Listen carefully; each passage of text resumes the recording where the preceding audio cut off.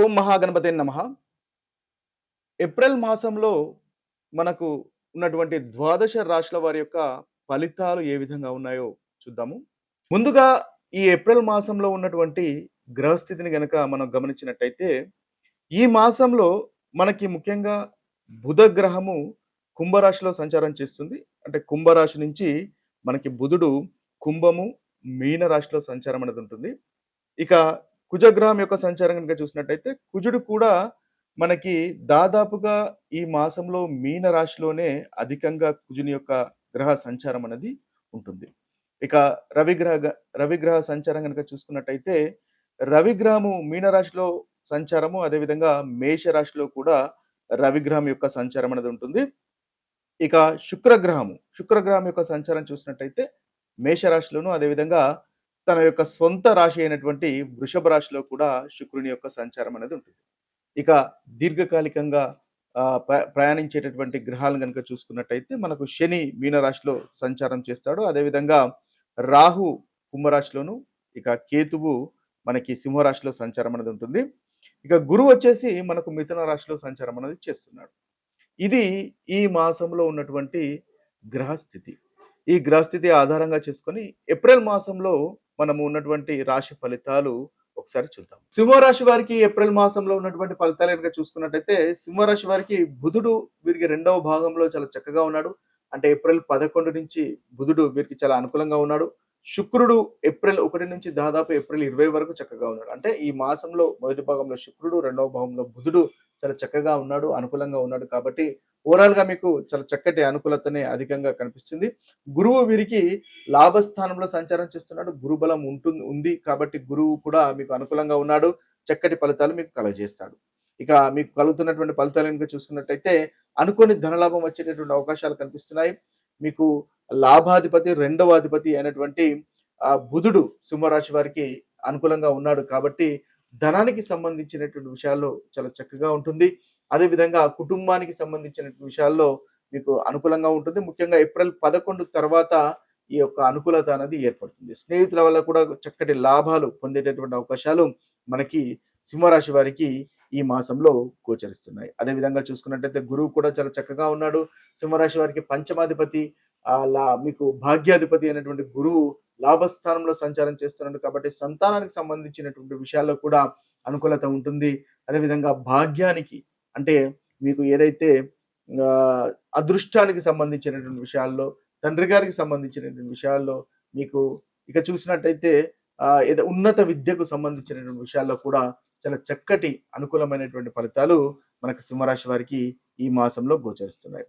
ఇక మీరు జాగ్రత్త పడవలసినటువంటి విషయాలు కనుక మనం చూసుకున్నట్టయితే, రవి వల్ల పనుల్లో ఆటంకాలు కాస్త ఉండే అవకాశాలు కనిపిస్తున్నాయి కాబట్టి మీరు ఏ విషయానికైనా కూడా కాస్త జాగ్రత్తగా ప్లాన్ చేసుకోవడం వల్ల చక్కటి ఫలితాలు మీకు కలుగుతాయి. అదేవిధంగా బుధుడు కూడా మొదటి భాగంలో అంతగా అనుకూలంగా లేడు సింహరాశి వారికి కాబట్టి కుటుంబాల్లో కాస్త చింత, చికాకు, కమ్యూనికేషన్ వల్ల, మీ మాట తీరు వల్ల కుటుంబంలో ఇబ్బంది పడేటటువంటి అవకాశాలు కనిపిస్తున్నాయి కాబట్టి ఆ విషయంలో జాగ్రత్త పడినట్టయితే చక్కగా ఉంటుంది. ఇవి స్థూలంగా మనకు సింహరాశి వారికి ఉన్నటువంటి ఫలితాలు. ఈ ఏప్రిల్ మాసంలో ద్వాదశ రాశుల వారు పాటించవలసినటువంటి పరిహారాలు గనక ఒకసారి గమనించినట్టయితే, ముందుగా మేషరాశి. ఈ మేషరాశి వారికి ముఖ్యంగా ఈ మాసంలో రవి, కుజుడు, శని, గురువు, అదేవిధంగా బుధుడు, ఈ గ్రహాలన్నీ కూడా అంతగా అనుకూలంగా లేవు కాబట్టి ముఖ్యంగా వీరు శనీశ్వరునికి ఏదైనా పరిహారం చేసుకోవడం వల్ల చక్కటి ఫలితాలు పొందగలుగుతారు. శనివారము ఆంజనేయ స్వామి టెంపుల్ని దర్శించడము, అదేవిధంగా ఆంజనేయ స్వామిని పూజించడం వల్ల ఈ మేషరాశి వారికి చక్కటి ఫలితాలు కలుగుతాయి. మంగళవారము, ఒకవేళ శనివారం మీకు కుదిరినట్టయితే మంగళవారమైన హనుమాన్ని మనం పూజించడం వల్ల చక్కటి ఫలితాలు ఈ మేషరాశి వారికి కలుగుతాయి. అదేవిధంగా రవి కూడా అంతగా అనుకూలంగా లేడు కాబట్టి ఈ మేషరాశి వారు సూర్య నమస్కారం ప్రతి ఆదివారము రవి టెంపుల్ సందర్శించిన లేదా సూర్య నమస్కారాలు చేసినా కూడా ఈ మాసంలో చక్కటి ఫలితాలు మేషరాశి వారికి కలుగుతాయి. వృషభ రాశి వారికి ఉన్నటువంటి పరిహారాలు ఈ మాసంలో చూసినట్టయితే, వీరికి రవి రెండో భాగంలో అంతగా అనుకూలంగా లేడు. రాహుకేతులు కూడా అంతగా అనుకూలంగా లేరు. మిగతా గ్రహాలన్నీయు చాలా చక్కటి అనుకూలమైనటువంటి ఫలితాలు వృషభ రాశి వారికి కలుగజేస్తున్నాయి. అయితే ఈ గ్రహాలకు సంబంధించినటువంటి పరిహారాలు గనక మనం చూసినట్టయితే ఆదివారం అంటే సూర్యుడు అంతగా అనుకూలంగా లేడు కాబట్టి ఆదివారం సూర్య నమస్కారాలు చేయడము లేదా సూర్యునికి సంబంధించినటువంటి ఆదిత్య హృదయ స్తోత్రము చేయడం కూడా చక్కటి ఫలితాలు వృషభ రాశి వారికి కలుగుతాయి. అదేవిధంగా శనివారం రోజు మీరు ముఖ్యంగా రాహుకేతువులకు పూజించినా కూడా చక్కటి ఫలితాలు కలుగుతాయి. గణేశుణ్ణి ఆరాధించినా కూడా ఈ యొక్క మాసంలో వృషభ రాశి వారికి అనుకూలమైనటువంటి ఫలితాలు ఉంటాయి. మిథున రాశి వారికి ఏప్రిల్ మాసంలో ఉన్నటువంటి పరిహారాలు గనక చూసినట్టయితే ఈ రాశి వారికి ఈ మాసంలో కుజుడు, అదేవిధంగా శని, గురువు, రాహు ఈ 4 గ్రహాలు అంతగా అనుకూలంగా లేవు. కాబట్టి వీటికి సంబంధించినటువంటి పరిహారాలు చేసుకోవడం వల్ల చక్కటి ఫలితాలు మీకు కలుగుతాయి. ముఖ్యంగా మంగళవారం హనుమంతుడిని ఆరాధించండి. అదేవిధంగా శనివారము నల్ల నువ్వులు దానం చేసినా కూడా చక్కటి ఫలితాలు మిథున రాశి వారికి కలుగుతాయి. గురువారం రోజు పసుపును దానం చేసినా కూడా చక్కటి ఫలితాలు. ఎందువల్లంటే గురువు కూడా మీకు అంతగా అనుకూలంగా లేడు కాబట్టి పసుపు దానం చేసినా లేదా పసుపు రంగు వస్త్రాలు దానం చేసినా కూడా వీరికి ఈ మాసంలో పరిహారంగా ఉంటుంది. కర్కటక రాశి వారికి పరిహారాలు ఈ ఏప్రిల్ మాసంలో గనక చూసినట్టయితే ఈ రాశి వారికి రవి రెండో భాగంలో అంతగా అనుకూలంగా లేడు. అదేవిధంగా కుజుడు, గురువు, శని, రాహు ఈ గ్రహాలు అంతగా అనుకూలంగా లేవు కాబట్టి ముఖ్యంగా వీరు సోమవారము మహాశివుని ఆరాధించండి. తద్వారా చక్కటి ఫలితాలు ఈ మాసంలో మీరు పొందగలుగుతారు. పరిహారంగా పనిచేస్తుంది. అదేవిధంగా కర్కటక రాశి వారికి కూడా మంగళవారం అంటే కుజుడు మీకు అనుకూలంగా లేడు కాబట్టి మంగళవారం హనుమంతుని ఆరాధించినట్టయితే చక్కటి ఫలితాలు మీకు కలుగుతాయి.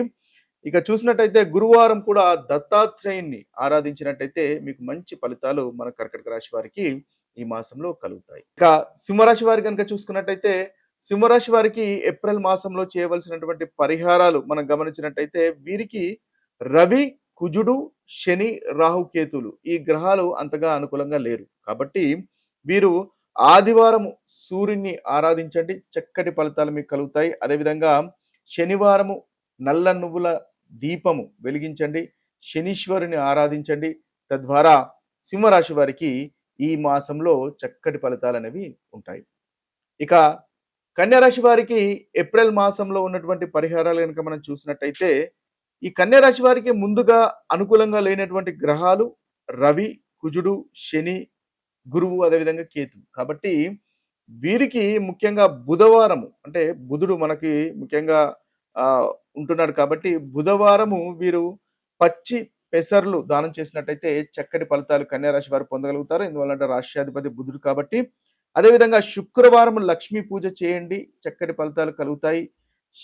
శనివారం శనీశ్వరుని ఆరాధించండి. మీకు అనుకున్నటువంటి ఫలితాలు కలుగుతాయి. ఎందువల్లంటే శని కన్యా రాశి వారికి సప్తమంలో ఉన్నాడు కాబట్టి చక్కటి పరిహారాలుగా ఈ రాశి వారికి కనిపిస్తుంది. ఇక తులారాశి వారికి ఏప్రిల్ మాసంలో ఉన్నటువంటి పరిహారాలు కనుక చూసుకున్నట్టయితే తులారాశి వారికి రవి రెండవ భాగంలో అంతగా అనుకూలంగా లేడు. శుక్రుడు మొదటి భాగంలో అంతగా అనుకూలంగా లేడు. రాహుగ్రహం అంతగా అనుకూలంగా లేదు కాబట్టి వీరికి శుక్రవారం లక్ష్మీ పూజ చేయండి. చక్కటి అనుకూలమైనటువంటి ఫలితాలు కలుగుతాయి. ఆదివారము సూర్యుని ఆరాధించండి. అనుకున్నటువంటి ఫలితాలు తులారాశి వారికి కలుగుతాయి.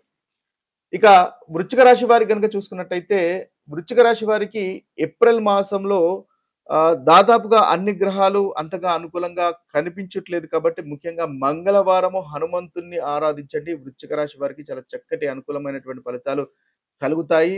ఏదైతే ప్రతికూలమైనటువంటి ఫలితాలు ఉన్నాయో ప్రతికూలమైనటువంటి ఫలితాలు తొలగిపోయి అనుకూలత అనేది ఈ రాశి వారికి పెరుగుతుంది.